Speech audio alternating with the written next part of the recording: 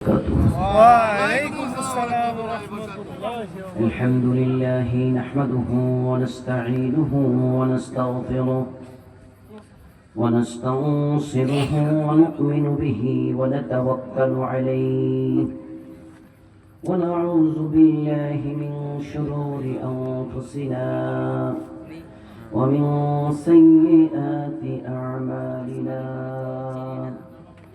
من يهده الله فلا مضل له ومن يضلله فلا هادي له ونشهد أن لا إله إلا الله وحده لا شريك له ونشهد أن سيدنا وسندنا وحبيب ربنا وطبيبنا وطبيب قلوبنا ومرشدنا ومحبوبنا ومعشوقنا ومولانا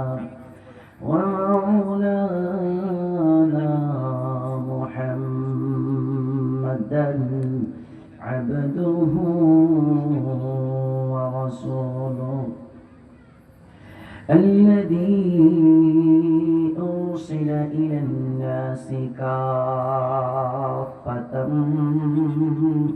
بشيرا ونذيرا وداعيا إلى الله بإذنه وسراجا منيرا أما بعد فقد قال الله تبارك وتعالى في كلامه المجيد وفي فرقانه الحميد أعوذ بالله من الشيطان الرجيم بسم الله الرحمن الرحيم إنا أعطيناك الكوثر فصل لربك وانحر إن شانئك هو الأبتر صدقت يا رب العالمين. وقال رسول الله صلى الله عليه وسلم المرء مع من أحب أو كما قال عليه الصلاة والسلام محبة الشتى شكر درود إبراهيم بولي اللهم صل على محمد وعلى آل محمد كما صليت على إبراهيم وعلى آل إبراهيم إنك حميد مجيد اللهم بارك على محمد وعلى آل محمد كما باركت على إبراهيم وعلى آل إبراهيم إنك حميد مجيد بلغ العلا بكماله كشف الدجى بجماله حسنت جميع خصاله صلوا عليه وآله মির্জাপুর পূর্বপাড়া কেন্দ্রীয় জামে মসজিদের উদ্যোগে বাৎসরিক ইসলামী মহাসম্মেলনে উপস্থিত আছেন জনাব শ্রদ্ধাভাজন সভাপতি জনাব আলহাজ মোহাম্মদ আবু তাহের মুসল্লি সাহেব বরকাতুহু প্রধান অতিথি জনাব অধ্যাপক ডক্টর এস.এম. রফিকুল ইসলাম বাচ্চু ভাই উপস্থিত আছেন সারা বাংলার আলোড়ন সৃষ্টিকারী ওয়াইজ হযরত আল্লাম আল্লামা মাওলানা কারি সাইদুল ইসলাম আসাদ সাহেব দামাত বারাকাতুহুম, বিভিন্ন স্থান থেকে আগত ওলামায়ে কেরাম, মুরব্বিয়ান আযম, সমবয়স্ক ভাইরা, স্নেহের ছোট বন্ধুগণ, শুকরিয়া আদায় করছি আল্লাহর দরবারে, যিনি আমাদের সকলকে মহব্বত করে, যাচাই বাছাই করে, জমিনের সমস্ত মাশায়েখ থেকে মুক্ত করে, কোন কুয়াশাগ্রস্ত কুয়াশাকে উপেক্ষা করে, ব্যবসায়িক ভাইরা ব্যবসার মহব্বত অন্তর্তে বের করে সাধারণ একটা বিছানার মধ্যে বসে কোরআন হাদিসের আলোকে কিছু কথা বলা শোনার তৌফিক নসিব করেছেন। এই জন্য আল্লাহকে খুশি করার লক্ষ্যে জবান খুলে প্রাণটা ভরে একটাবার কালিমাতুশ শুকর আদায় করছি। ইমানদার সকলে আওয়াজ তুলে পড়ি আলহামদুলিল্লাহ। আওয়াজ কি আমাদের এইটা শেষ না আরো আছে? আছে আছে। সেটা কবের জন্য রাখা হয়েছে? ফেব্রুয়ারির জন্য। বলেন তো কণ্ঠ দিয়েছেন কে? আল্লাহ। এটা আস্তে বলতে হবে, জোরে বলেন কণ্ঠ দিয়েছেন কে? আল্লাহ। আর একটু জোরে বলেন কণ্ঠ দিয়েছেন কে? আল্লাহ। আল্লাহ যেহেতু কণ্ঠ দিয়েছেন, তাহলে কণ্ঠ দিয়ে সর্বোচ্চ আওয়াজ কার নামে হবে? আল্লাহ। হয় না? জোরে বলেন কার নামে হবে? আল্লাহ। তাহলে জোরে সুরে পড়ি আলহামদুলিল্লাহ। সম্মানিত উপস্থিতি, আমি আপনাদের সামনে অল্প কিছু আলোচনা করব, তারপরে হযরতজি চলে আসবেন। আমি আপনাদের সামনে তাফসীরুল কোরআন মাহফিল ভূমিকা আলোচনা করতে চাচ্ছি না। আমি যে সূরাটা আপনাদের সামনে তিলাওয়াত করেছি, সূরা কাউসার, আপনাদের মুখস্থ আছে না নাই? আছে। একটু জোরে বলেন আছে না নাই? আছে। এই সূরাটাকে সামনে রেখে কিছু কথা বলে বিদায় নিতে চাইবো। আমা তাওফীক ইল্লা বিল্লাহ। সম্মানিত সুধী, তাহলে আমি কথা সব বাদ দিয়ে দিলাম। ডাইরেক্ট বলছি সূরাটা নাযিল হয়েছে কেন, একটু প্রেক্ষাপটটা নিয়ে কথা বলবো, তারপরে সূরাকে নিয়ে কিছু কথা বলবো। প্রেক্ষাপটটা কি ছিল? আমাদের বাংলাদেশে একটা সিস্টেম আছে, সূরাটা নাযিল করার কারণটা বলছি আপনাদের সামনে। আমাদের বাংলাদেশের একটা সিস্টেম হচ্ছে, যদি কারো কোনো বাচ্চা না হয় তাকে জানি কি বলা হয়? কথা কম না তো, তাফসীর কিভাবে করবো আপনারা বলতে হবে তো। যদি কারো কোনো সন্তান না হয়, বিয়ে করছেন 10 বছর 20 বছর 30 বছর হয়েছে, সন্তান আদি হয় নাই, তাকে কি বলে? বান্দা বলে, আটকুরা বলে। আরব দেশের সিস্টেমটা একটু ভিন্ন ছিল। যদি কারো সন্তান না হয় তাকে আটকুরা কয়, অথবা সন্তান হয়েছে কিন্তু ছেলে না মেয়ে হয়েছে, তারেও আটকুরা কয়, অথবা ছেলে হয়েছে কিন্তু ছেলে বেঁচে থাকে নাই, ছোটবেলায় মারা গেছে, তারেও আটকুরা কয়। সম্মানিত উপস্থিতি, আমার আল্লাহ পাক রব্বুল আলামিন আমার নবীজি সরকারে দু আলম মুহাম্মদুর রাসূলুল্লাহ সাল্লাল্লাহু আলাইহি ওয়াসাল্লামকে ছেলেও দিয়েছিলেন, মেয়েও দিয়েছিলেন।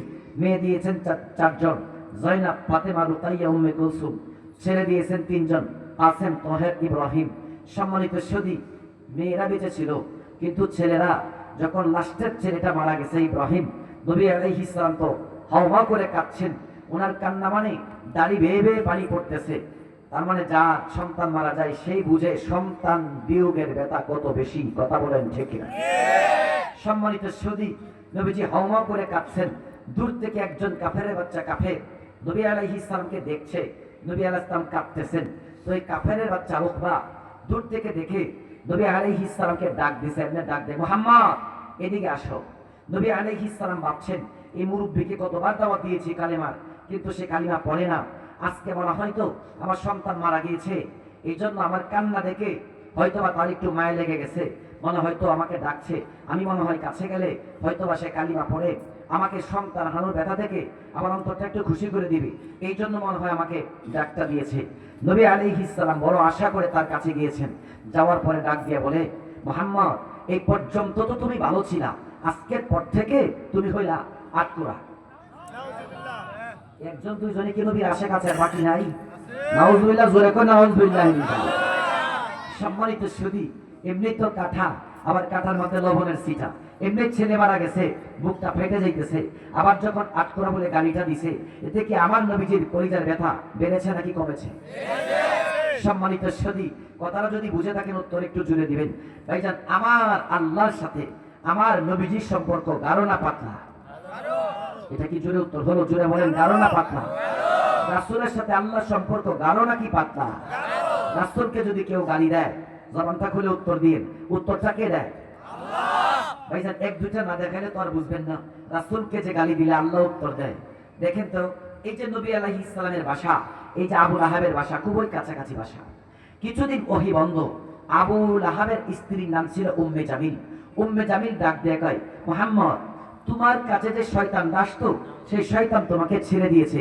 নাউজুবিল্লাহ, জোরে নাউজুবিল্লাহ।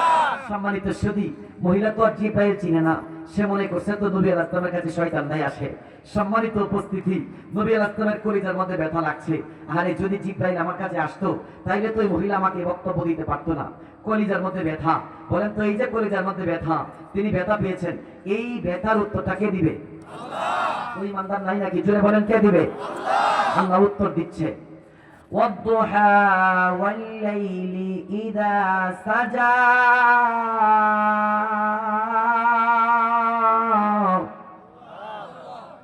ما ودعك ربك وما قلى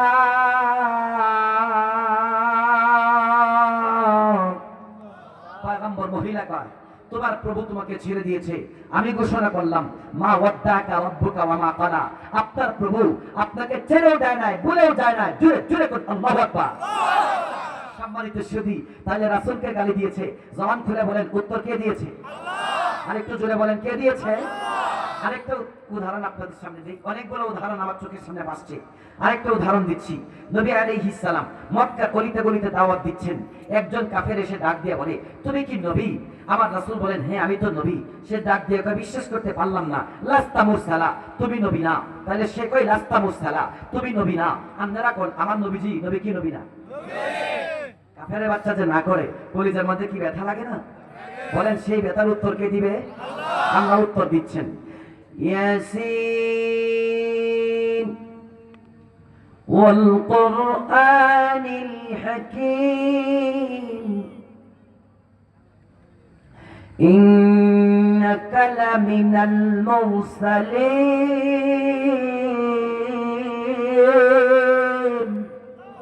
পয়গম্বর সে কই তুমি নবী না, আমার কথা এমনি ওজনি।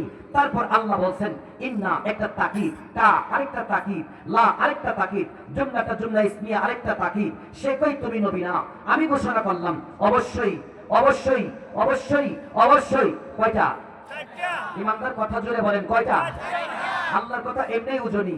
তারপরে আল্লাহ বলছেন, সে কই তুমি নবী না, আমি ঘোষণা করলাম অবশ্যই অবশ্যই অবশ্যই অবশ্যই তুমি নবী। জোরে জোরে কোন আল্লাহু আকবার।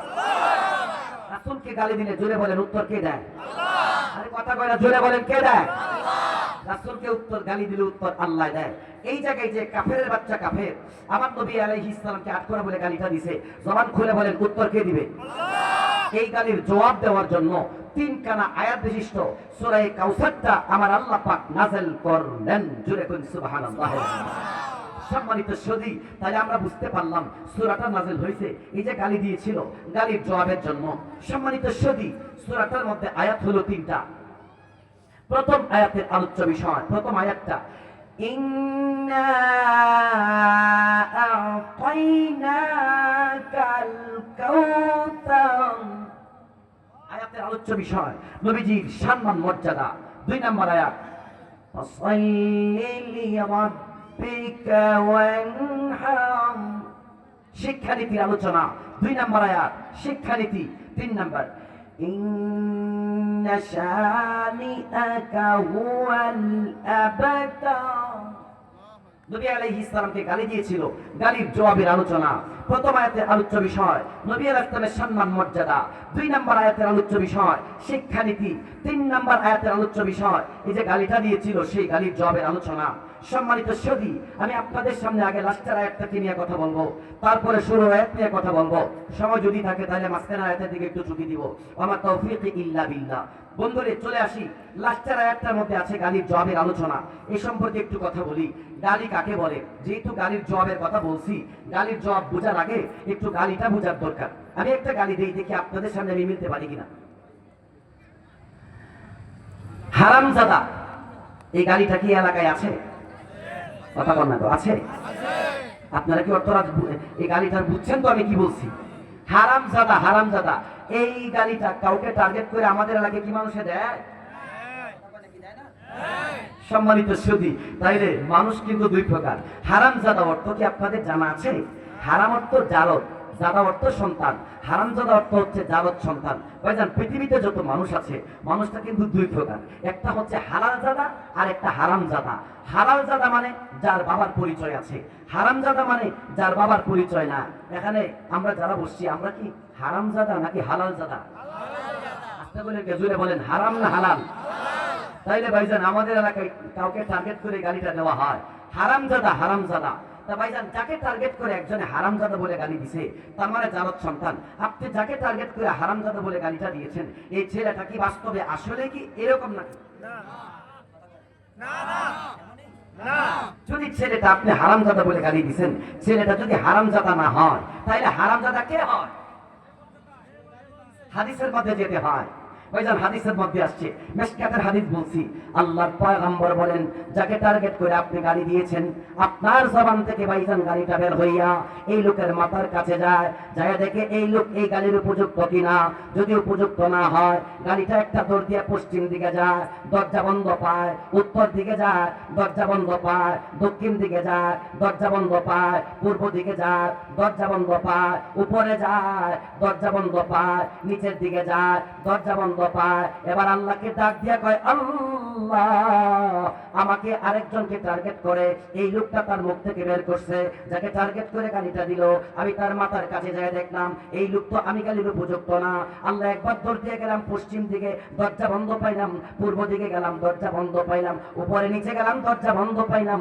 এখন তুমি বলে দাও আমি কোথায় যাব? আমার আল্লাহ ডাক দিয়ে বলেন, গালি রে, উপযুক্ত লোক যখন পাও নাই, তাইলে যেই লোকের মুখ থেকে বের হইছ সেই লোকের মাথার উপর যাইয়া পড়। সম্মানিত উপস্থিতি, যদি আমার হাদিসটা বুঝে থাকেন, উত্তরটা একটু জুড়ে দিবেন। যাকে টার্গেট করে গালি দেওয়া হলো, যদি সেই লোকটাই গালির উপযুক্ত না হয়, তাহলে গালির উপযুক্ত কে হয়?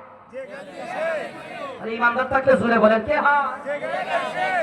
সুতরাং একজনকে গালি দেওয়ার আগে নিজের মাথার উপর থেকে কাপড়টা সরায় রাখার দরকার।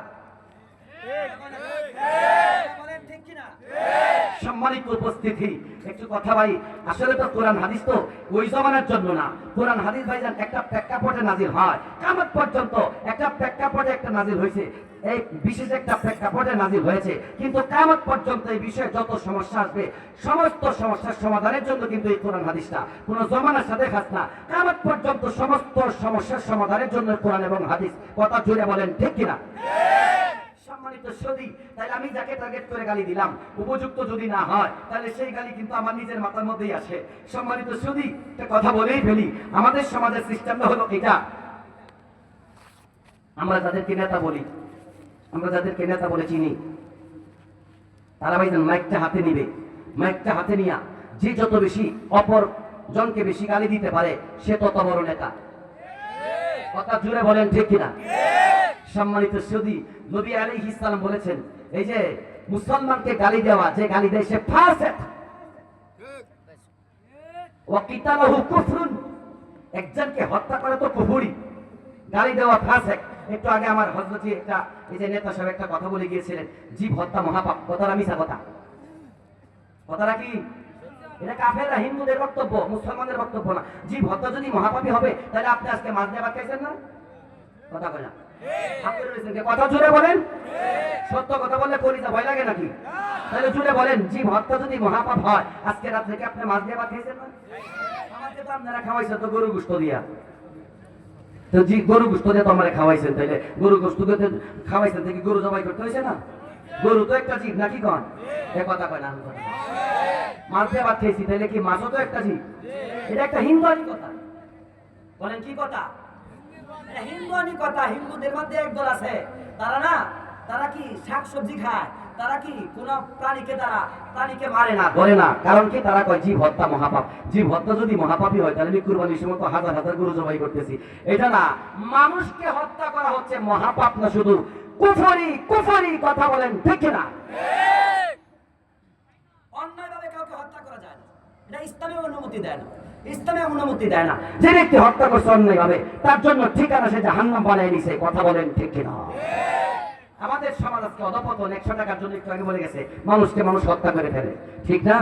একটা বিড়ালের দাম আছে, একটা কুকুরের দাম আছে, একটা মুসলমানের, একটা মানুষের দাম নাই, নিরাপত্তা নাই। কথা জোরে বলেন ঠিক কিনা? সম্মানিত উপস্থিতি, তার মানে ভাইজান হাদিসটা কি? হাদিসটা আপনাদের সামনে আমি কি বললাম? নবী আলাইহিস সালামের বক্তব্য এটা। তাকে টার্গেট করে গালি দিলা, এই লোক যদি গালির উপযুক্ত না হয়, সেই গালি কিন্তু নিজের মাথার মধ্যে এসে পড়ে। সম্মানিত সুধী, তাইলে একজন কি ইচ্ছা করলেই মানুষ হত্যা তো দূরের কথা, গালি দেওয়ার অনুমতি নাই। ইমানদার থাকলে কথা বলেন ঠিক কিনা? সম্মানিত সুধী, এই জন্য দেখবেন টুপিওয়ালা দাড়িওয়ালা ওলামা একরাম কাউকে গালি দেয় না। এর লিগে গালি দেয় না কারণ তত জানা আছে। একটা কথা বুঝতে হবে ভাইজান, মাইকের সামনে আমি ফটফট একটু বেশি করলাম, বেশি কথা বললাম।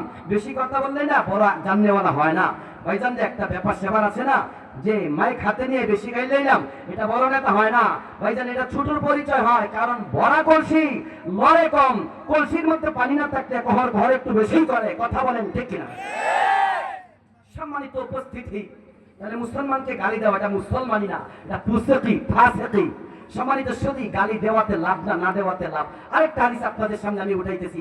মিশকাতের মধ্যে হাদিসটা পড়ে আসছি, মুসলিমের মধ্যে হাদিসটা এসেছে, আবু দাউদ শরীফের মধ্যে হাদিসটা এসেছে। হাদিসটা হলো এটা, নবী আলাইহিস সালাম নামাজ পড়ায়া মসজিদে নববীর মিম্বরে বসা, মসজিদের কোণার মধ্যে হযরত আবু বকর সিদ্দিক রাদিয়াল্লাহু তাআলা আনহু বসা। ভাইজান একজন ইহুদির বাচ্চা ইহুদি দরজার মধ্যে দাঁড়াইছে। দরজায় দাঁড়ায় আবু বকরকে ডাক দিয়ে কয়, আবু বকর তুমি চোর, তুমি ডাকাত, তুমি সন্ত্রাস, তুমি হাইজাকার, তুমি বদমাশ।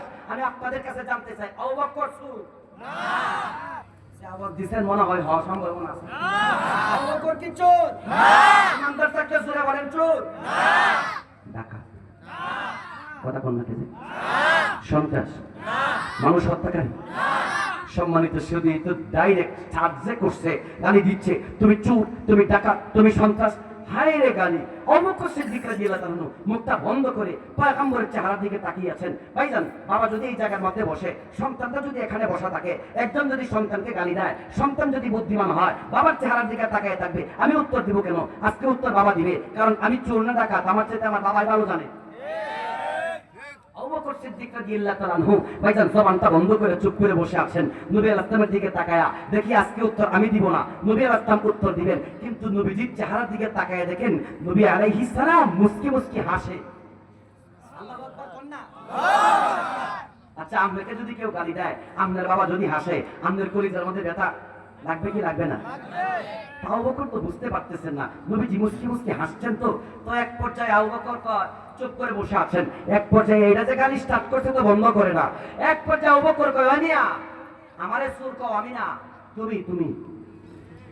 আচ্ছা, এই যে উত্তরটা দিয়েছে, উত্তরটা কি খুব কঠিন হয়ে গেছে? না। বন্ধুরে আমার, যেই মাত্র আবু বকর সিদ্দিক রাদিয়াল্লাহু তাআলা আনহু জবানটা খুললেন, তুমি বলে ভাইজান উত্তরটা দিয়ে দিলেন। আল্লাহর পয়গম্বর ভাইজান চেহারাটার মধ্যে হাসি ছিল, চেহারা থেকে ভাইজান হাসি চলে গেছে। ভাইজান চেহারা এখন ফ্যাকাশে হয়ে গেছে, চেহারাটা একটু মলিন হয়ে গেল। নবী আলাইহিস সালাম বসা ছিলেন, এখন দাঁত দিয়ে দাঁড়ায় গেছেন। ভাইজান মসজিদ থেকে বের হয়ে চলে যাইতেছেন। আবু বকর সিদ্দিক রাদিয়াল্লাহু তাআলা আনহু ভাইজান বসা থেকে ডাইরেক্ট চলে গেছেন নবী আলাইহিস সালামের সামনে, যায় ডাক দিয়ে কই, আবি আনতা ইয়া উম্মি ইয়া রাসূলুল্লাহ। পয়গম্বর বুঝতে পারলাম না, আপনার সামনে এই ইহুদির বাচ্চা ইহুদি আমারে চোর বলে গালি দেয়, ডাকাত বলে গালি দেয়, সন্ত্রাস বলে গালি দেয়। ও আল্লাহর পয়গম্বর, আপনি জানেন ইসলাম ধর্ম গ্রহণ করার পরে তো চুরি করা দূরের কথা, ডাকাতি করা দূরের কথা, সন্ত্রাসী করা দূরের কথা, মানুষ হত্যা করা দূরের কথা, ইসলাম তো আমাকে অনুমতি দেয় না। ইসলাম ধর্ম গ্রহণ করার আগেই এই আবু বকরের জিন্দেগিতে একটা চুরির ঘটনা, একটা ডাকাতির ঘটনা, একটা সন্ত্রাসীর ঘটনা, এই আবু বকরের জীবনীতে ইসলাম ধর্ম গ্রহণ করার আগেও কোনো রেকর্ড পাওয়া যাবে না। ইমানদার থাকলে জোরে জোরে কোন সুবহানাল্লাহ। নবীজি মাত্র একটা গাড়ির জবাব দিলাম, আপনার চোখের সামনে ইহুদির বাচ্চা ইহুদি আমাকে চোর বলে গালি দেয়, ডাকাত বলে গালি দেয়। আমি চুপ ছিলাম, আপনার চেহারার দিকে তাকিয়েছিলাম। আমি মনে কিছু করেছিলাম আপনি উত্তর দিবেন, কিন্তু আপনি উত্তর না দিয়া আপনার চেহারার মধ্যে দেখলাম তো মুস্কি মুস্কি হাসি। নবীজি আমি বুঝতে পারলাম না, মাত্র একটা গালির উত্তর দিলাম, আপনার চেহারা থেকে হাসি চলে গেছে, আপনি চলে যাইতেছেন। ব্যাপারটা কি নবীজি একটু খুলে বলবেন? আল্লাহর পয়গম্বর ডাক দিয়া কথা কয়, আবু বকর আমি যা জানি তুমি তা জানো না, আমি যা দেখি তুমি তা দেখো না রে। আমি দেখেছিলাম ইহুদির বাচ্চা যখন দরজায় দাঁড়ায় তোমাকে চোর বলে গালি দিচ্ছিল, তুমি যখন চুপ করেছিলা, আমি দেখলাম আল্লাহর পক্ষ থেকে একজন ফেরেশতা তোমার মাথার পাশে দাঁড়ায় গেছে। ইমানদার জোরে জোরে করে আল্লাহু আকবার। একজন ফেরেশতা দাঁড়ায় গেছে, তোমাকে যখন সে চোর করে গালি দেয়, ফেরেশতা ডাক দেয় আবু বকর চোর না, আরে ইহুদির বাচ্চা ইহুদি, তোর উপর আল্লাহ লানত করুক, আবু বকর চোর না, তুই হইলে আস্তা চোর। তোমাকে যখন ডাকাত বলে গালি দেয়, ফেরেশতা ডাক দেয় আবু বকর ডাকাত না, তুমি হইলে ডাকাত। প্রত্যেকটা গালির জবাব তোমার পক্ষ থেকে ফেরেশতা দিচ্ছিল। আমার কাছে মজাই লাগতেছিল, কারণ ইহুদির কথা তো কবুল হয় না, ফেরেশতার প্রত্যেকটা গালি কবুল হইতেছিল, মজাই লাগতেছিল, মুস্কি মুস্কি হাসছিলাম। আল্লাহু আকবার কোন না আল্লাহু আকবার। সম্মানিত উপস্থিতি, যেই মাত্র আবু বকর তুমি মুখটা খুলছো, দেখলাম তো ফেরেশতা চলে গেছে। তুমি গালির জবাব দেওয়ার জন্য মুখ খুলছো, ফেরেশতা চলে গেছে, ফেরেশতা চলে গেছে। আমি পয়গম্বর বসে থাকবো কেন? মজা তো শেষ হয়ে গেছে, এই জন্য চলে যাইতেছি। সম্মানিত সুধী, যদি হাদিসটা বুঝে থাকেন, আপনাদের কাছে আমি জানতে চাই, ভাইজান গালির উত্তর দেওয়াতে লাভ নাকি না দেওয়াতে? আপনারা জোরে বলেন, দেওয়াতে না দেওয়াতে? যদি আপনি না দিতে পারেন, তাহলে আপনার পক্ষ থেকে উত্তর দিবে ফেরেশতা। কথা বলেন ঠিক কিনা? কে উত্তর দিবে? এই ইমানদার কথা কয় না, কথা কয় না, ঘুমায় গেছে। কে উত্তর দিবে? ফেরেশতা। তাহলে ভাইজান আপনি উত্তর দিলে তোর কবুল হইতেছে না, ফেরেশতা যখন উত্তর দেয় প্রত্যেকটাই ভাইজান কবুল হবে। এই জন্য ভাইজান একটা মুসলমানের যে শব্দটা কত পাওয়ার, একটা মুসলমানের যে শব্দটার কত পাওয়ার। আহা, আপনাকে কেউ গালি দিয়েছে অন্যায় ভাবে, একটা থাপ্পড় মেরেছে অন্যায় ভাবে, আপনি শুধু বলছেন এই যে লোকটা আপনাকে যে থাপ্পড়টা দিয়েছে, এর লাইফটা ধ্বংস করে দিয়েছেন আপনি, এর নেতাগিরি এই পর্যন্ত সমাপ্তি হবে। কথা বলেন, ইমানদার থাকলে জুড়ে বলেন ঠিক কিনা? একজন অন্যায়ভাবে আপনাকে একটা থাপ্পড় দিয়ে দিয়েছে, আপনি যে শব্দ বলছেন, এর জীবনের লাইফ এনেই শেষ। সম্মানিত সাথী, কথাই তো কথা আসে। আমি টঙ্গীর একটা মসজিদের খতিব, আগে ইমাম খতিব ছিলাম। তো যখন আজকে থেকে 5-6 বছর আগের ঘটনা বলছি, তো আমাকে একটা কমিটির একজন লোক, আমাদের ওলামা এখানে আছেন, বড় বড় মানুষও আছে, কথাটা সকলের স্বার্থে বলে ফেলি। কমিটির একজন লোক আমাকে একটা অনুষ্ঠান হয় তাদের, আমি অনুষ্ঠানে যে কোনো কারণে থাকি না, আমাকে একটা গালি দিয়ে বলছে, এই তারিখে যদি আপনি না থাকছেন, একটা গালি দিল আমার ছাত্রদের সামনে। আমি যদি একটু আঙ্গুল দিয়ে ইশারা করতাম, ছাত্র তো যা করতো করতো, কিন্তু আমি মুখটা বন্ধ করে আমি শুধু বলছি আল্লাহ বিচারটা করুন। আল্লাহ এমন বিচার করছে, এত বড় নেতা মামলা করলে কি হইতো? এই জমিনের মধ্যে কি, বাংলার জমিনের মধ্যে কোনো মামলার কোনো রায় হয়? ইসলাম কাকে বলে জানেন? ইসলাম কাকে বলে? আপনি এই যে দুইজনের মধ্যে ঝগড়া হয়েছে, ইসলামটা কি দেখেন, কত সহজ বিচার। একটা হত্যা হয়েছে, সবাই দেখতেছে, দিন দুপুরে একজন মানুষকে কুমায় হত্যা করে ফেলছে, এরপরে ভাইজান মামলা করবেন, দেখবেন 10 বছরের রায় হয় না। এগুলো বাংলাদেশ। কথা বলেন ঠিক কিনা? ইসলাম কি কয় দেখেছেন না, যে লোকটা হত্যা করেছে দেখেছেন সরাসরি ভাইজান, দুইজন সাক্ষী যখন দিবে, আমি দেখেছি এই লোকটা তাকে হত্যা করেছে, আর কোনো বক্তব্য নাই, সরাসরি ভাইজান হত্যা হত্যা হত্যা। ভাইজান এত জনযানজটের তো দরকার নাই, এত এখন বর্তমানে অনেক জায়গায় গ্রামের মধ্যে ভাইজান বিচার মানুষে কয় এখন মামলা এখানে যাব না, চেয়ারম্যান সাহেব আপনি যদি করতে পারেন করেন, কোর্টে যাব না, কারণ কোর্টে গেলে আমার তো এমনি 10,000 গেছে, কোর্টে গেলে আরো 30,000 দেবো, বিচার তো এই পর্যন্তই শেষ। কথা বলেন ঠিক কিনা? কোরআনের শাসন না থাকার কারণে আজকে আমাদের এই জামা। আরে যদি মুসলমান বুঝতো ঠিক কিনা? সম্মানিত সুধী, সজাগ থাকতে হবে, কিন্তু আমি এত ভিতরে যাব না। যাই হোক, ভাবছেন যে কথাটা আপনাদের সামনে উঠাইতে চাচ্ছিলাম ভাইজান, এই জন্য কারো কলিজার মধ্যে আঘাত দিতে চায় না, কারো কলিজার মধ্যে আঘাত দিতে চায় না, ভালো হয় না। নমরুদেও কিন্তু ইব্রাহিম আলাইহিস সালামের কলিজায় আঘাত দিয়েছিল। কথা বলেন ঠিক কিনা? লাস্টে ফলাফল কি হয়েছে? জুতার বাড়ি গায়ে জমিনের নিচে যেতে। মুসা আলাইহিস সালাম কিন্তু ফেরাউনে কিন্তু আঘাত দিয়েছিল, লাস্টে কি হলো? পানির মধ্যে চুবায় চুবায় কিন্তু মৃত্যুবরণ করতে লাগছে। কথা বলেন ঠিক কিনা? সম্মানিত সুধী, আলিম উলামা আমাদের দেশে কিন্তু নিরীহ মানুষ, তারা এই যে এই সমস্ত জনগণ ভাইজান সারা বাংলাদেশের মধ্যে তাফসীর করে ঘুরি, এই যে মানুষগুলো আসছে উলামা একরামের মুখ থেকে কথা শোনার জন্য, হক কথা নেওয়ার জন্য, কোরআন হাদিস থেকে নেওয়ার জন্য এবং জীবন গড়ানোর জন্য। ভাইজান আমি তো কোরআনে যেটা আছে ভাই, আপনারা অনেকে বলতে পারে হুজুর এটা কি বলতেছেন, ভাই বলার কিছু নাই। আল্লাহ পাকের পক্ষ থেকে যখন বাতাস আসে না, তখন কোনটা নেতার বাড়ি আর কোনটা কি প্রজার বাড়ি এটা দেখে না, সব কয়টার মধ্যে সমানভাবে লাগে। কথা বলা ভাইজান, যখন আগুন লাগে আল্লাহ পাকের পক্ষ থেকে যখন আগুন লাগে ভাইজান, কোনটা উঁচুর বাড়ি আর কোনটা নিচুর বাড়ি দেখে না, সব কয়টাই পুড়ে। যখন পানি আসছে বন্যার পানি, কোনটা নেতার বা ক্ষেত আর কোনটা প্রজার ক্ষেত দেখে না, সব কয়টাই খায়। কথা বলেন কোরআন হাদিস বাপজান ডাইরেক্ট কাউকে ভাইজান টার্গেট করে কথা কয় না, ডাইরেক্টলি ভাইজান ঔষধ দিয়ে সামনের দিকে আগায় ভাইজান, ডাইরেক্ট সামনের দিকে আগায়। এবং কার গায়ে লাগে, কার মাথায় লাগে, কার পায়ে লাগে, এগুলা তার দেখার টাইম নেই। কথা বলেন ঠিক কিনা? যে আলেম ভাইজান বেঁচে বেঁচে কথা বলবে, সে আলেমকে কাল হাসরের ময়দানে বিচারের কাজ গড়ার মধ্যে দাঁড়াতে হবে। সম্মানিত উপস্থিতি, আমি ডাইরেক্টলি ভাইজান তফসির যেহেতু টান দিয়েছি, সামনে ডাইরেক্ট কথা চাচ্ছি, যে কথাটা আপনাদের বলতে চাচ্ছিলাম। এই দেখেন তো ওলামা একরাম একজন নিরীহ হক কথাগুলো ভাবতেন বলতে চাচ্ছে। আজকে দেখেন ভাইজান হক কথা তো হয় না, একমাত্র হক হয় হচ্ছে এই সমস্ত ওয়াজ মাহফিলের মধ্যে আর কিছু কিছু মসজিদের মেম্বার থেকে। এই মসজিদের মেম্বার আর এই সমস্ত ওয়াজ মাহফিল ছাড়া ভাবছেন জাতি এখন হক কথাও শুনতে পায় না। সম্মানিত সুধী, তার মানে ভাইজান যে কথাটা বলতে চাচ্ছিলাম, গালি দেওয়াতে লাভ না দেওয়াতে লাভ। যদি দিলেন ওই লোক যদি মুখটা বন্ধ করে বিচারটা আল্লাহর কাছে দিয়া দেয়, এই লোকের জীবন ধ্বংস। এই জন্য আমরা গালি দিতে যাব না, গালি দিতে যাব না, শুনতে যাব, শুনতে দিতে যাব না, শুনতে যাব। আবার যদি শুনতে যায়, যদি উঠ করে বলে ফেলে, তাহলে যে দিল ধ্বংস হয়ে গেল। কথা বলেন ঠিক কিনা? দুইটা হাদিস আপনাদের সামনে উঠাইলাম। আগের হাদিসটা বলেছিলাম যাকে টার্গেট করে গালি দিয়েছেন, এই যদি গালির উপযুক্ত না হয়, গালি নিজের মাথার কাছে আসে। লাস্টেরটা বলেছি কি, আপনি যাকে টার্গেট করে গালি দিয়েছেন সে যদি মুখটা বন্ধ রাখে, তাইলে কিন্তু ফেরেশতা তার পক্ষ থেকে আপনাকে গালির উত্তর দিয়ে দেয়। এই দুইটা হাদিসকে সামনে রেখে এখন আপনাদের কাছে একটু মিলাই এই কথাটা। ভাইজান এই যে কাফেরের বাচ্চা কাফের আমার নবী আলাইহিস সালামকে আতকোরা বলে গালি দিছে, উম্মতে মুসলিমার কাছে জানতে চায় আমার নবীজি কি আতকোরা? কি আতকোরা? না। তাইলে আমার নবীজি যদি আতকোরা না হবে, এই যে কাফেরের বাচ্চা কাফের নবী আলাইহিস সালামকে আতকোরা বলে গালি দিছে, এই মুখটা খুলে উত্তর দিবেন, তাইলে আতকোরা কে হবে? আল্লাহ উত্তর এটাই দিচ্ছেন কোরআনে কারীমের মধ্যে। আল্লাহ উত্তর দেয়, ইন্না শানিআকা হুয়াল আবতার।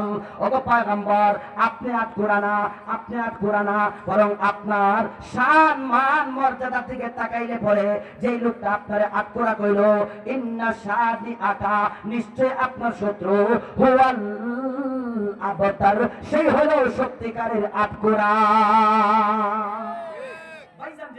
আমার আল্লাহ পাক নবীজিকে এত ভালোবাসে, এত মহব্বত করে। ভাইজান রে আমার, এখনো যদি ভাবতেন কেউ নবী আলাইহিস সালামকে গালি দেয়, আমার আল্লাহ ডাক দিয়ে কয়, নবীজি আমি আপনাকে এত ভালোবাসি, আমি তো ডাইরেক্ট কোরআনের মধ্যে বলে দিয়েছি, ইন্না নাহনু নাযালনা যিকরা ওয়া ইন্না লাহু লাহাফিজুন। কোরআন আমি নাযিল করেছি, হেফাজত আমি করব।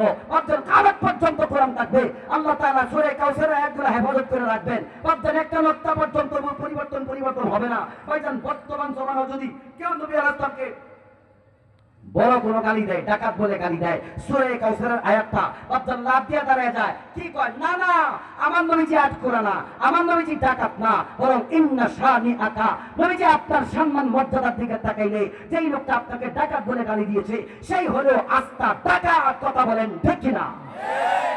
যেই কোয়ালিটির উত্তর গালি দেয়, কোরআনের আয়াতটা ভাইজান সেই কোয়ালিটির উত্তর দেয়। সম্মানিত সুধী, এখন আপনাদেরকে একটু ভিতরে নিয়ে যাচ্ছি ভাইয়া। নবী আলাইহিস সালামকে আল্লাহ কি কয়? নবীজির সামনে আল্লাহ ডাক দিয়ে বলেন, নিজের সামনে আল্লাহ ডাক দিয়ে কোন আলহামদুলিল্লাহি রাব্বিল আলামিন। নিজের নামের লাস্টে দিয়ে আলামিন, এবার আল্লাহ পাকের নামের লাস্টে দিয়ে ব্যবহার করেছেন আলামিন। এবার নবী আলাইহিস সালামের সামনে আল্লাহ ডাক দিয়ে কোন ওয়ামা আরসালনাকা ইল্লা রাহমাতাল লিল আলামিন।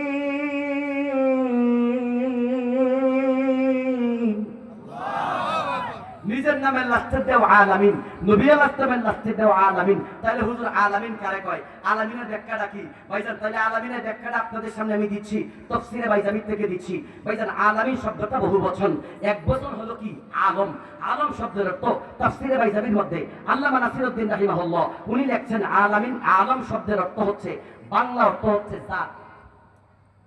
জাত যেমন গাছের মধ্যে দেখেই ভাইজান, দেখবেন গাছের মধ্যে কতগুলো জাত আছে। আম গাছ একটা জাত, কাঁঠাল গাছ একটা জাত, লিচু গাছ একটা জাত। গাছের মধ্যে হাজার হাজার এরকম জাত আছে না নাই? মাছের মধ্যেও কি আছে? ইমানদার থাকে কথা বলো, আছে আছে। মাছের মধ্যেও হাজার হাজার জাত আছে, পাখিদের মধ্যেও হাজার হাজার জাত আছে। তার মানে আমার আল্লাহ পাক বুঝাইতে চান, ওগো দোস্ত, আমি আম গাছের আল্লাহ, আপনি আম গাছের নবী। আমি জাম গাছের আল্লাহ, আপনি জাম গাছের নবী। আমি কাঁঠাল গাছের আল্লাহ, আপনি কাঁঠাল গাছের নবী। আমি সমস্ত গাছের আল্লাহ, আপনি সমস্ত গাছের নবী। আমি সমস্ত মাছের আল্লাহ, আপনি সমস্ত মাছের নবী। আমি মানুষের আল্লাহ, আপনি মানুষের নবী। আমি জিনের আল্লাহ, আপনি জিনের নবী। আমি ফেরেশতার আল্লাহ, আপনি ফেরেশতার নবী। আমি পাহাড়ের আল্লাহ, আপনি পাহাড়ের নবী। আমি আসমানের উপরে জমিনের নিচে যা আছে সবটার আল্লাহ, আপনি সবটার নবী। আমি দ্বিতীয় জমিনের আল্লাহ, আপনি দ্বিতীয় জমিনের নবী। আমি তৃতীয় জমিনের আল্লাহ, আপনি তৃতীয় জমিনের নবী। আমি সাতটা জমিনের আল্লাহ, আপনি সাতটা জমিনের নবী। সপ্তম জমিনের নিচে তফসিরের উপর বাড়ির মধ্যে লিখছে, সপ্তম জমিনের নিচে আল্লাহ রাখছে একটা পাথর। আমি সেই পাথরের আল্লাহ, আপনি সেই পাথরের নবী। তার নিচে রাখছেন আল্লাহ একটা মহিষ, আমি সেই মহিষের আল্লাহ, আপনি সেই মহিষের নবী। তার নিচে রাখছেন একটা মাছ, আমি সেই মাছের আল্লাহ, আপনি সেই মাছের নবী। তার নিচে রাখছেন পানি, আমি সেই পানির আল্লাহ, আপনি সেই পানির নবী। তার নিচে একটা পেট, আমি সেই পেটের আল্লাহ, আপনি সেই পেটের নবী। তার নিচে শূন্য, আমি সেই শূন্যতার আল্লাহ, আপনি সেই শূন্যতার নবী। উপর থেকে যদি চলে যায়, আমি প্রথম আসমানের আল্লাহ, আপনি প্রথম আসমানের নবী। আমি দ্বিতীয় আসমানের আল্লাহ, আপনি দ্বিতীয় আসমানের নবী। আমি সাতটা আসমানের আল্লাহ, আপনি সাতটা আসমানের নবী। সপ্তম আকাশের উপরে সিদরাতুল মুনতাহার আল্লাহ, আপনি সিদরাতুল মুনতাহার নবী। আমি ইল্লিনের আল্লাহ, আপনি ইল্লিনের নবী। আমি আলমে আমসালের আল্লাহ, আপনি আলমে আমসালের নবী। আমি আলমে জাবরতের আল্লাহ, আপনি আলমে জাবরতের নবী। আমি আলমে বরজখের আল্লাহ, আপনি আলমে বরজখের নবী। আমি আলমে আরওয়াহের আল্লাহ, আপনি আলমে আরওয়াহের নবী। আমি লৌহের আল্লাহ, আপনি লৌহের নবী। আমি তখতের আল্লাহ, আপনি তখতের নবী। আমি কলমের আল্লাহ, আপনি কলমের নবী। আমি জান্নাতের আল্লাহ, আপনি জান্নাতের নবী। আমি জাহান্নামের আল্লাহ, আপনি জাহান্নামের নবী। আমি হাসরের ময়দানের আল্লাহ, আপনি হাসরের মাঠের নবী। আমি সিরের আল্লাহ, আপনি সিরের নবী। আমি আখফার আল্লাহ, আপনি আখফার নবী। আমি এক কথাই আমি আল্লাহর আল্লাহিয়ত যেখানে, পয়গম্বর মুহাম্মদ আপনার নবুয়তিও সেখানে জোরে জোরে বলুন আল্লাহু আকবার। সম্মানিত উপস্থিতি, এই হলো রব্বুল আলামিনের তাফসীর। আলহামদুলিল্লাহি রাব্বিল আলামিনের তাফসীর। তার মানে আমার আল্লাহ আল্লাহিয়ত যেখানে, আমার নবীজির নবুয়তিও সেখানে। কথা বলতে হবে ঠিক কিনা? সিংহের মতো আওয়াজ দিতে হবে, কথা বলেন ঠিক কিনা? সম্মানিত সুধী, এখন কথাটা একটু মিলাই দেই ভাইজান। তাইলে আমার আল্লাহ আল্লাহিয়ত যেখানে, বিশ্ব নবীজির নবুয়তিও যদি তাই হয়, ভাইজান আপনাদের কাছে জানতে চাই, একটু মুখটা খুলে উত্তর দিবেন, কারণ যার ঈমান যত মজবুত আওয়াজ হয় তত জোরে। কথা বলেন ঠিক কিনা? একটু জবানটা খুলে উত্তর দিতে হবে। একাধিক উত্তর আপনাদের কাছ থেকে নিতে চাই। তাইলে বলেন তো, আমাদের বাংলার জমিনের একটা এরিয়া আছে, বাংলার জমিনের আল্লাহ কোন? আমার আল্লাহ। কথা বলেন কোন? বাংলার জমিনের আল্লাহ আমার আল্লাহ। তিনজনে বললো কি হয়? সবাই কি বলা যায় না? কোন?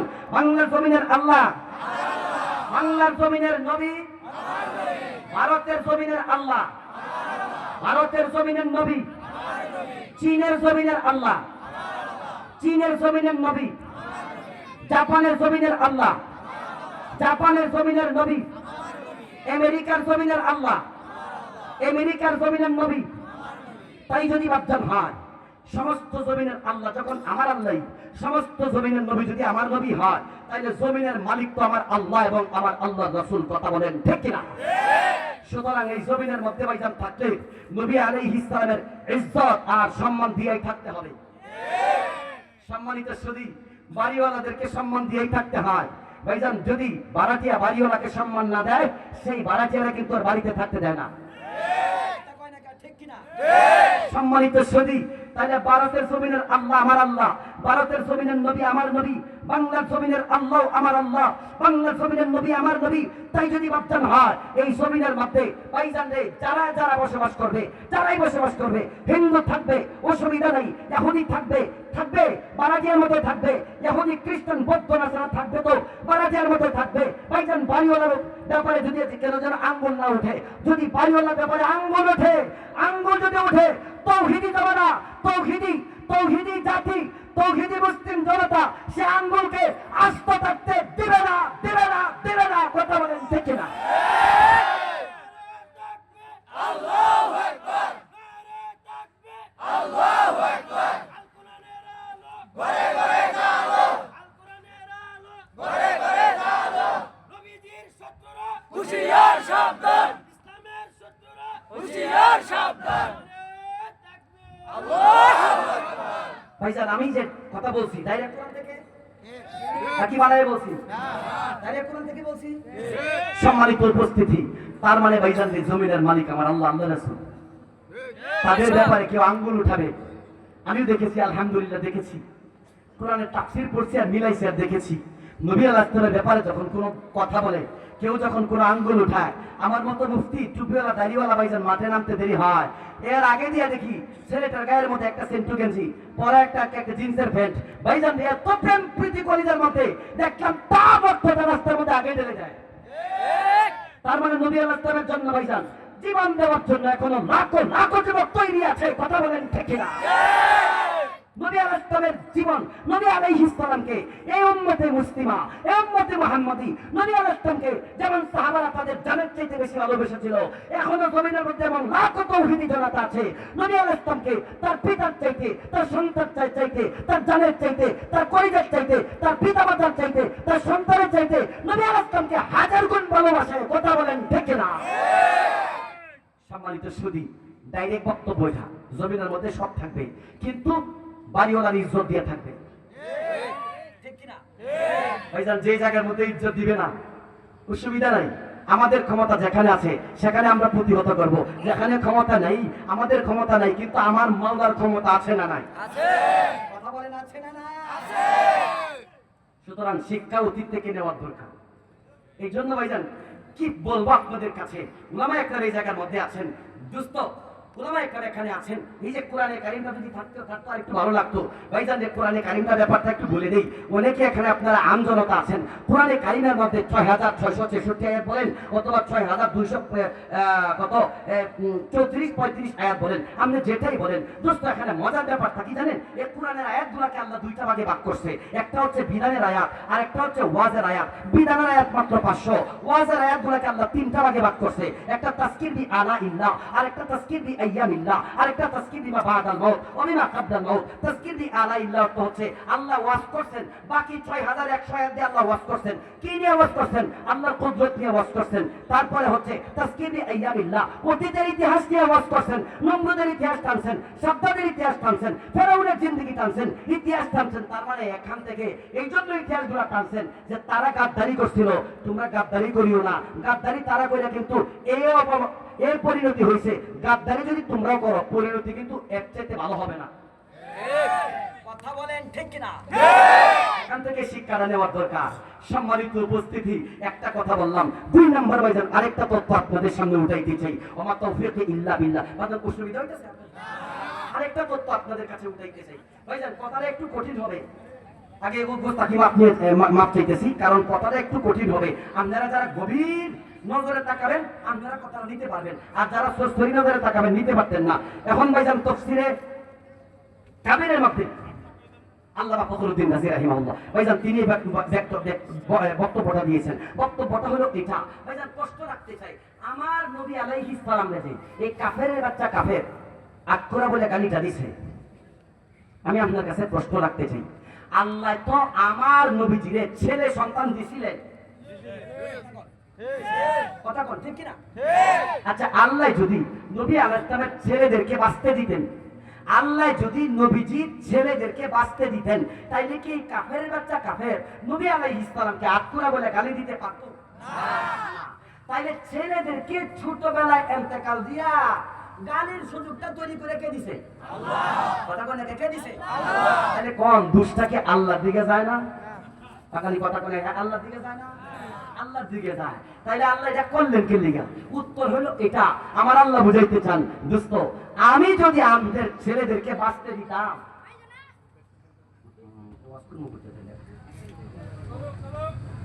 না না না করেনি, কিন্তু এমন একটা দায়িত্ব মানে দিতেছে এটা আমার আপনাদের সামনে বোঝানো আমার ব্যাঘাত করবে। যাই হোক, এটা আমাদের ওয়াজেরই একটা অংশ। বাজান কি বলছিলাম, আল্লাহ তো নবীজির ছেলে সন্তান দিছিল, দিছিল কি? আল্লাহ যদি ছেলেদেরকে বাঁচতে দিতেন তাহলে কি কাফেরের বাচ্চা কাফের নবী আলাইহিস সালামকে আত্মরা বলে গালি দিতে পারতো? তাহলে ছেলেদেরকে ছোটবেলায় ইন্তেকাল দিয়া গালির সুযোগটা তৈরি করে কে দিছে? তাহলে দুষ্ট আল্লাহর দিকে যায় না? ভাইজান উত্তরটা হলো এটা। আমার আল্লাহ বুঝাইতে চাই, দোস্ত ছেলে সন্তান দিছিল আমি, কিন্তু ছেলেদেরকে যদি বাঁচতে দিতাম তাইলে আমাদের শান মান মর্যাদা ঠিক থাকতো না। ছেলে যদি বাঁচতে দিতাম আপনি পয়গম্বরের শান মান মর্যাদা ঠিক থাকতো না। হুজুর কেমনে থাকতো না একটু বুঝাই দেন, হেডে বাজান বোঝানোর দরকার, একটু বলে দিই। গ্রামের নাম জানি কি আপনাদের? মির্জাপুর। এই মির্জাপুর গ্রামে ধরেন একজনের ক্যান্সার হয়েছে, ক্যান্সার নিয়ে গেছেন তো ঢাকা, 15 দিন চিকিৎসা করলো, ডাক্তার কা হুজুর আমি ব্যর্থ। নিয়ে গেছেন তো মাদ্রাস, 15 দিন চিকিৎসা করলো, ডাক্তার কা হুজুর ব্যর্থ। নিয়ে গেছেন তো সিঙ্গাপুর, আরো 15 দিন চিকিৎসা করলো, ডাক্তার কা ব্যর্থ। নিয়ে গেছেন তো লন্ডন, 15 দিন চিকিৎসা করলো, রোগী সুস্থ। কোন রোগী সুস্থ? তাহলে কোন ডাক্তারটা বড়? কোন দেখি লন্ডনের ডাক্তার বড়, কারণ কি তার চিকিৎসায় রোগী সুস্থ। সম্মানিত সুধী, তাই যদি হয় আমার আল্লাহ পাক রব্বুল আলামিন এই যে মানুষটিকে জমিনের মধ্যে পাঠাইছেন, মানুষের মধ্যে ভাইজান কতগুলো স্বর্ণের টুকরা আছে। আপনার তালুর মধ্যে একটা স্বর্ণের টুকরা নাম হলো আহবা, আপনার কপালের মধ্যে একটা স্বর্ণের টুকরা নাম হলো বাবদান খফি, আপনার বুকের মধ্যে একটা স্বর্ণের টুকরা আছে নাম হলো সির, আপনার ডান স্তনের নিচে একটা স্বর্ণের টুকরা আছে নাম হলো রুহটা, আপনার বাম স্তনের নিচে একটা স্বর্ণের টুকরা আছে নাম হলো কলব। ভাইজান এই কলবটা যদি ভালো হয় ভাইজান মুখটাও ভালো। যে এলাকার মানুষের কলব ভালো এলাকাটাই ভালো, যে এলাকার মানুষের বাদদান যেই থানার মানুষের কলবটা ভালো থানাটাই ভালো, যেই দেশের মানুষের কলবটা ভালো হয় দেশটা ভালো হয়। শুধু ভালো হয় না, জমিনের মধ্যে বাদদান মদিনা শহর হয়। কথা জোরে বলেন ঠিক কিনা? আর যদি বাদদান এই মানুষের কলবটা বাদদান খারাপ হয়, এই বাদদান লোকটাও খারাপ হয়। যে এলাকার মানুষের কলবটা খারাপ এলাকাটাও খারাপ, যেই থানার মানুষের কলব খারাপ থানাটাও খারাপ, যেই সংসদের মানুষের কলব খারাপ সংসদটা শুধু খারাপ না, চুর বদমাশের গুন্ডা বাটপার। কথা কোন ঠিক কিনা? সম্মানিত সুধী,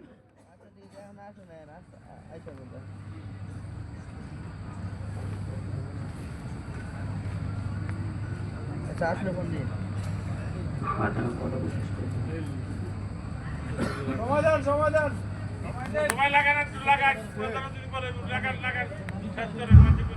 সম্মানিত সুধী, আমি কথাটা আপনাদের বুঝাইতেই হবে, আমাকে আজকে লাগবে। আসেন বাচ্চা, আমি কথাটা একটু টান দিই আপনাদের কাছে। সম্মানিত সুধী, এই যে তাইলে বোঝা গেল যে এলাকার মানুষের কলবটা চুর, এলাকাটা চুর। কথা বলেন ঠিক কিনা?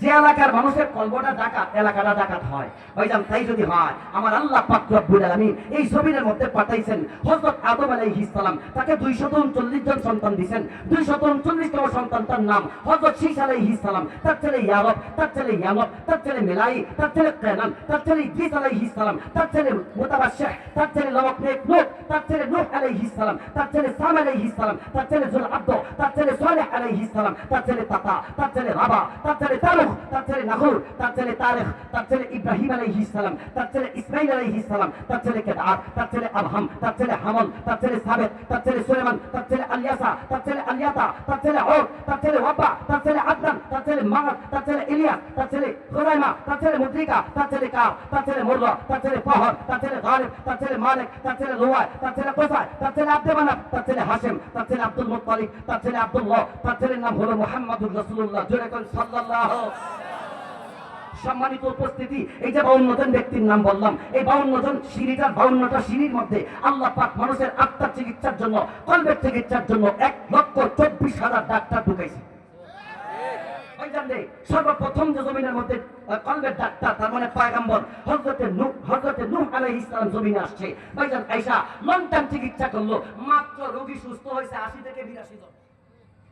আল্লাহ ডাক দেয়া কইছে ডাক্তার কাম হইতো না, ডাক্তার চলে আসো। আল্লাহ আরেক ডাক্তার পাঠাইছে, হযরতে মূসা আলাইহিস সালাম লং টাইম চিকিৎসা দিল, রোগী সুস্থ হয় না। আল্লাহ কয় ডাক্তার চলে আসো, আরেক ডাক্তারের দরকার। আল্লাহ পাঠাইছেন ঈসা আলাইহিস সালামকে, লং টাইম চিকিৎসা দিল, রোগী পুরোপুরি সুস্থ হয় না। আল্লাহ কয় ডাক্তার চলে আসো, আরেক ডাক্তারের দরকার। আল্লাহ পাঠাইছে ওগো নবীজি আর বসে থাকা যাবে না, সময় হয়ে গেছে, চিকিৎসা দেন। আপনার আমার পয়গম্বর মাত্র 23টা বছরে এমন চিকিৎসা দিলেন, পুরোপুরি রোগী সুস্থ। জোরে কোন আলহামদুলিল্লাহ।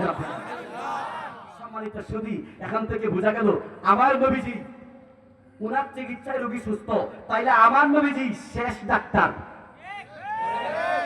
কারণ কি তার চিকিৎসায় কি রোগী সুস্থ, তাইলে আমার নবীজি শেষ ডাক্তার আর হচ্ছে শ্রেষ্ঠ ডাক্তার।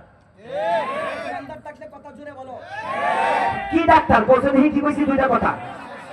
মাশাআল্লাহ মাশাআল্লাহ আলহামদুলিল্লাহ। শেষ আর কি শ্রেষ্ঠ, কথাটা বাপজান বুঝে। শেষ ডাক্তার আর হচ্ছে শ্রেষ্ঠ ডাক্তার। এখন বাপজান মূল কথার মধ্যে আরেকটা উদাহরণ দিচ্ছি, আরেকটা কথা বলি। ধরেন ইব্রাহিম আলাইহিস সালামকে আল্লাহ দুনিয়াতে পাঠাইছে। আল্লাহ ইব্রাহিম আলাইহিস সালামকে দুইটা ছেলে দিছে, একজন নাম ইসমাইল আর একজন ইসহাক। দেখেন ইব্রাহিম আলাইহিস সালাম কিন্তু নবী, বাবাও নবী, তার ছেলে ইসমাইল নবী, বাবাও নবী, ছেলেও নবী। কথা বলেন আপনারা ধরে নেন আমার নবীর ছেলেরা বেঁচে আছে, আপনারা ধরে নেন, ধরে নেন আপনি আমার নবীর ছেলেরা বেঁচে আছে, তাইলে আমার নবী কিন্তু নবী, ছেলে কিন্তু ছেলে কিন্তু তাইলে দেখেন বাবা নবী, ছেলে নবী না। আর এদিক দিয়ে ইব্রাহিম আলাইহিস সালাম নবী, তার ছেলে ইসমাইল নবী, বাবাও নবী। আমার আল্লাহ ডাক দিয়ে কয় দোস্ত আমাদের ছেলেরা যদি বাঁচতে দেই না তাইলে নবুয়তি পদ দেওয়া লাগে না, যদি না দেই তাইলে কিন্তু ইব্রাহিমের পাল্লা ভারী ভারী হয়। কারণ তারা তো দুইজন নবী আর আপনি একা নবী, এই জন্য ছেলেরা বাঁচতে দিলে কি দিতে হয়, নবুয়তি পদ দিতে হয়, নয়তো ইব্রাহিম আলাইহিস সালামের দাম বাইরে যায়। আর যদি এখন ছেলেরা বাঁচতে দিয়া আমি নবুয়তি পদ দিয়া দেই তাহলে নবী আপনি যে শেষ নবী আর শ্রেষ্ঠ নবী ঠিক থাকে না, কথা বলেন থাকে না। আল্লাহ কয় না, ছেলেরে বাঁচতে দিলে নবুয়তি পদ দিতে হয়, যদি দেই নাইলে না দিলে কি হয় ইব্রাহিমের দাম বাড়ে। আর যদি ছেলেকে নবুয়তি পদ দিয়া দেই আপনি যে শেষ ডাক্তার, শ্রেষ্ঠ ডাক্তার, এই শ্রেষ্ঠত্ব থাকে না। বোঝা গেল উনার চিকিৎসা রোগী সুস্থ হয়েছে না, এই জন্য আরেক ডাক্তারের দরকার পড়ছে। এই জন্য আল্লাহ কই ছেলে ঠিকই দিয়েছিলাম, ছেলেকে ছোটবেলায় ইন্তেকাল দিয়া ও পয়গম্বর আপনার সম্মান মর্যাদা আমি আল্লাহ পাক কোটি কোটি গুণ বাড়ায় দিলাম। জোরে জোরে বল আল্লাহু আকবার।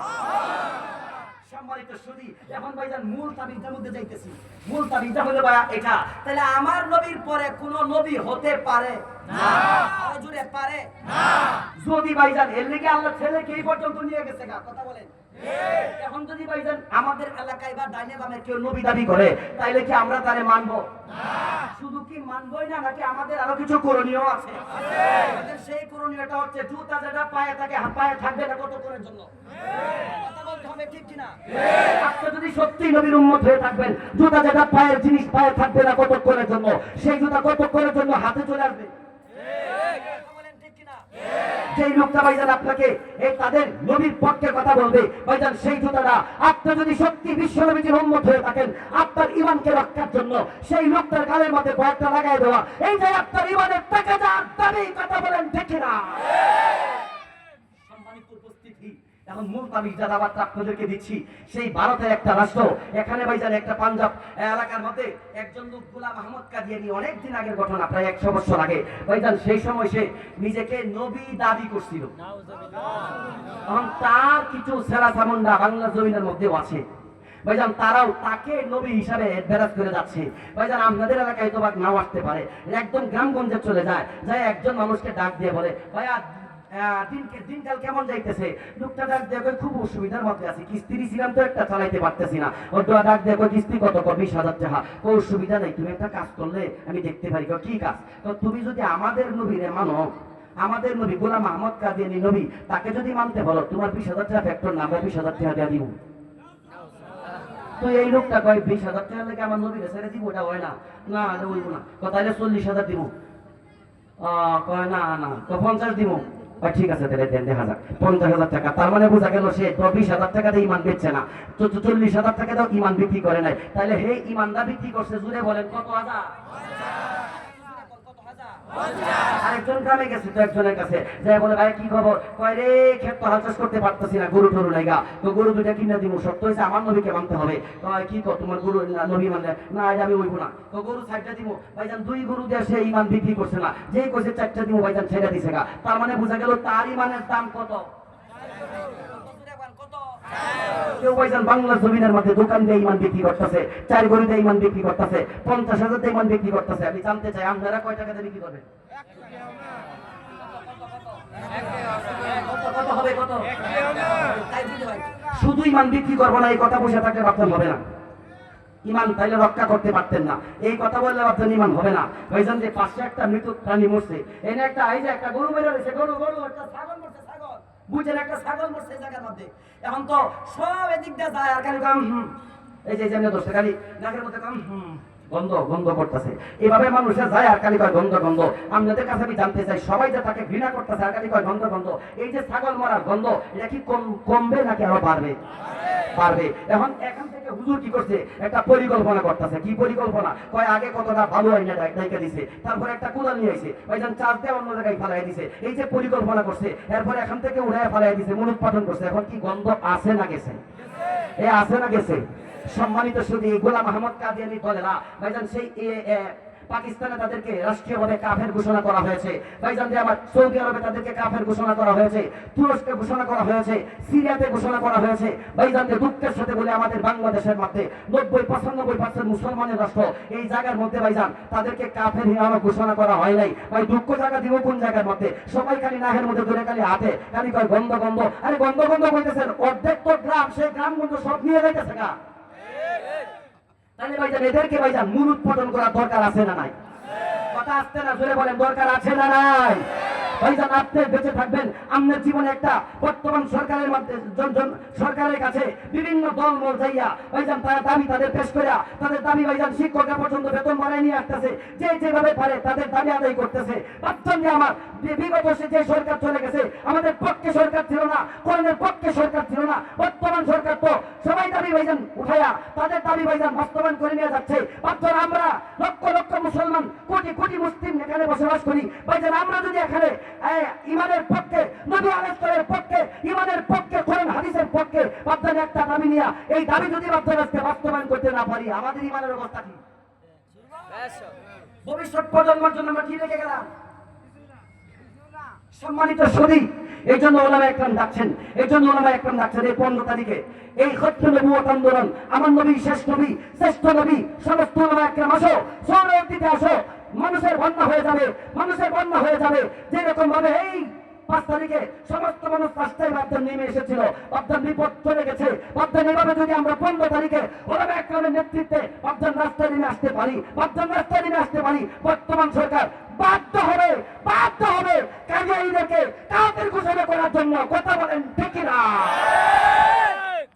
এই দাবি আমাদের উঠানো দরকার কি দরকার না? তাহলে এই 15 তারিখে আমরা কি ঘরে বসে থাকবো না কি বের হবো? সম্মানিত সুধী, যুবকরা তুমি নামাজটাও পড়তে পারো, রোজা নাও রাখতে পারো, মুসল্লিরা আপনার নামাজ কবুল হতেও পারে নাও হতে পারে, ভাবছেন জীবনের কিছু মূল্য নাই, কিন্তু ভাবছেন এই দাবির মধ্যে যদি রাস্তার মধ্যে নামতে পারি, ভাবছেন কেউ আওয়ামী লীগ ঘটনার জন্য নেমেছে, কেউ বিএনপি বিরুদ্ধে ভাবছেন কথা বলার জন্য রাজপথ নেমেছে, কিন্তু ভাবছেন নবীর জন্য ভাবছেন কি করতে পারলাম জানি না। ভাবছেন এই 15 তারিখের মধ্যে যদি আমরা আমাদের যা যেভাবে পারি আমাদের শরীরটা নিয়ে যদি ভাবছেন সেখানে যেতে পারি, দাবি যদি না হয় হাসরের ময়দানে পয়গম্বরের সামনে বক্তব্য দিতে পারবো, ইয়া রাসূলুল্লাহ আপনার মহব্বতে 15 বছর পরে আয়েশা আপনার মহব্বতে রাজপথে নেমেছিলাম, যার জীবনে কোনো আমল নাই, এই আমলটা আছে, ইয়া রাসূলুল্লাহ এটা করেছিলাম, বিশ্বাস হয় আমার এই আমলটাকে উসিলা করে আল্লাহ পাক আপনাকে পার করে দিবেন। এই জন্য যাওয়ার দরকার আছে না নাই? ইমানদার থাকতে জুড়ে পারেন, যাওয়ার দরকার আছে না নাই?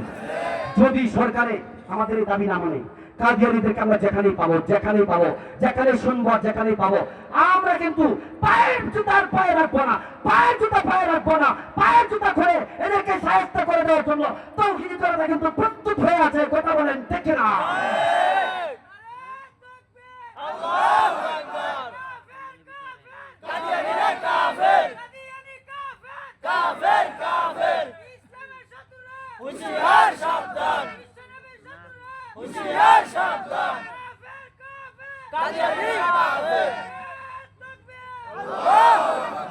সম্মানিত সুধী, এই মেসেজটা আপনাদের দেওয়া আমার খুব দায়িত্ব ছিল।